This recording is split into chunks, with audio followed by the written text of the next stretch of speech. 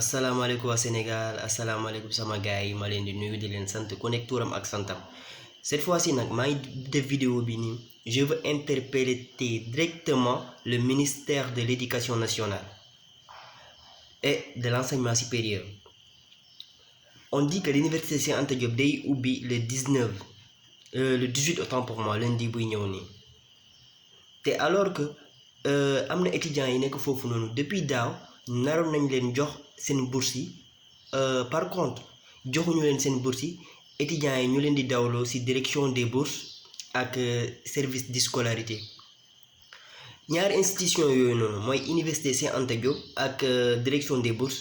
dama xamul lan lañu nekk di dox. Des étudiants orphelins qui ont le droit d'avoir des bourses parce qu'ils ont été orientés dans les universités publiques ba tey gouvernement bi mënuñu jël seen responsabilité ñu def service bu normal bu équitable pour ñu mën a jox étudiants ñooñu noonu seen bourse yi mais ils sont là en train de dire que étudiants yi nañu dem direction des bourses bu ñu demee direction des bourses bu ñu demee foofu noonu duñu am lu leer foofu noonu ñu delloowaat leen seen service de scolarité bu gars yi dañuy ne yóbbu nañu liste yi depuis début d'année direction des bourses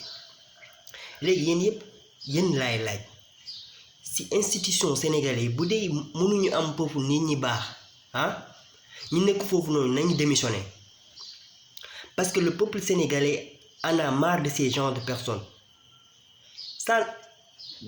lii lu ko waral ñun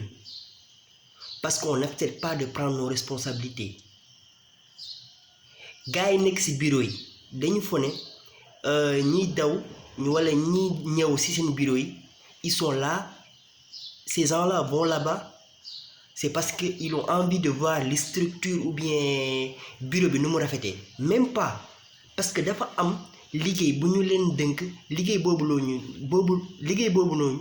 bu ñu ko mënul def nañu démissionner mais il ne démissionne pas. Cheikh Omar Anne, Maguette Sène, je ne sais pas qui est le directeur des directions de la direction des bourses kooku xam ma ko mais vidéo bi nag maa ngi leen di ne sama xarit étudiants yi nii je veux que vous partagez cette vidéo ba gars yi yëpp yegg si ba gars yi yëpp xam seen bu ñu xam problème heure bii ni étudiants yi ci ban problème lañu nekk parce que c'est un problème bu ñu waxul ci problème boobu noonu encore ay problème ñooy ñëwaat après université Cheikh Anta Diop bu ñu demee foofu noonu encore ay grève ñooy ñëw am ñu ne étudiants yi encore waa IGAD jogaat nañ te alors que depuis heure bi ni avant ouverture par exemple étudiant orphelin bu amul dara yaayam amul wala bu ñàkk ay waajuram kooku noonu nga ne da ngay ubbi le 18 école université yi kooku noonu amul saa lu muy jëndee ticket amul lu muy jëndee lu muy paas logement yi nekk université léegi c'est pas des logements yi gars yi dañ koy jaay vous voyez ça léegi nee kooku noonu nga yoral ko bourse depuis daaw te nangoo ko fay boo ko fayul xamal ne tu mets dans de mauvais état cet étudiant nga ne yow tu veux un bon fonctionnement de l'éducation sénégalaise aujourd'hui man franchement en toute franchise j'interpelle le ministère de l'éducation nationale et le ministre de l'enseignement supérieur. Je suis étudiant j'ai perdu mais je vis plus avec mon père parce qu'il est décédé en 2017 mais franchement je regrette pas cela mais nañu respecter étudiants yi nekk ci université Cheikh Anta Diop nañu leen jox seen wàll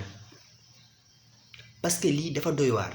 te bu ñu waxul ci lii nii am na ay problèmes yi ñëwaat bu ñuy waxee ci loolu dañu ne étudiants yi nii la franchement dama bëgg étudiants yëpp surtout plus particulièrement les étudiants orphelins qui devront avoir leur bourse te ba tey amaguñu seen bourse yi gars yi bu ñu demee direction des bourses nangu ñu jël seen responsabilité di leen ne nañu delluwaat ci seen service de scolarité bu ñu demee foofu ñoom tamit du ñu leen wax dégg dañu leen di ne waaw nous on a déjà envoyé vos listes donc ça dépend de la direction des bourses ñaari institution yooyu noonu yëpp nangu ñu jël seen responsabilité. Ça montre la faiblesse de nos institutions sénégalaises sont faibles.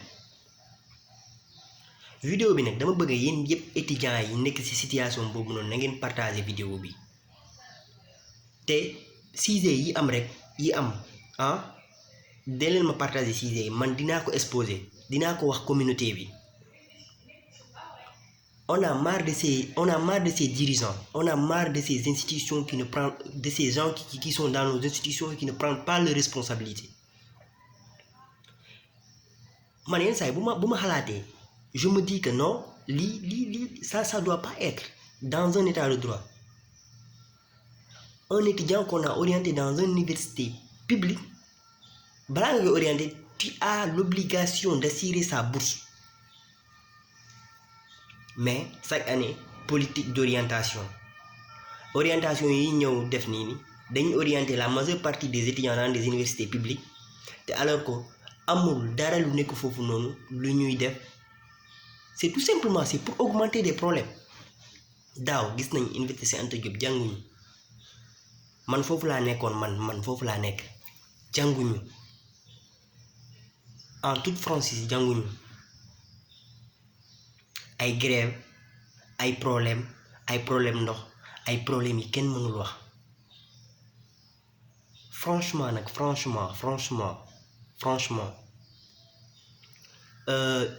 maa ngi wax tamit ci syndicat yi nekk foofu noonu parce que syndicat yi nangu ñu jël seen responsabilité. Étudiants yi dañ leen di jël rek pour élection bu jotee ñoom ñu voté leen étudiants yi bu ñu amee problème syndicat yi du ñu nangu jël seen responsabilité ñu jàppale étudiants yi. Man parce que heure bi man je suis à la faculté des sciences juridiques et politiques mais j'interpelle aussi Steve Damsen ma koy ne gars yi nañu jël seen responsabilité parce que heure bi nii ñun amuñu syndicat bu taxaw. Gars yi nañu def conférence de presse ñu waxtaan ak direction des coûts ak rectorat ak direction des bourses. Parce qu'on en a marre de ça. On en a marre. Franchement, on en a marre. Dama bëgg sama gars yi ngeen partager vidéo bii nii ku ko jot dinaa def ci lien bi dinaa dugal benn numéro comme ça ñun ñëpp ñu nekk ci problème yooyu yëpp ñu def benn genre association mouvement ñu dem réclamer loolu parce que ça fait partie de leur droit ñi xamul loolu ça fait partie de leur droit. Ok ma leen di nuyu yéen yëpp. ku ma vexé nag na ma baal mais vidéo bi il fallait ma def ko parce que sama gars yi dañ may interpeller dañ may def nii ak nii man dama am problème bii nii merci jaajëf gars yi.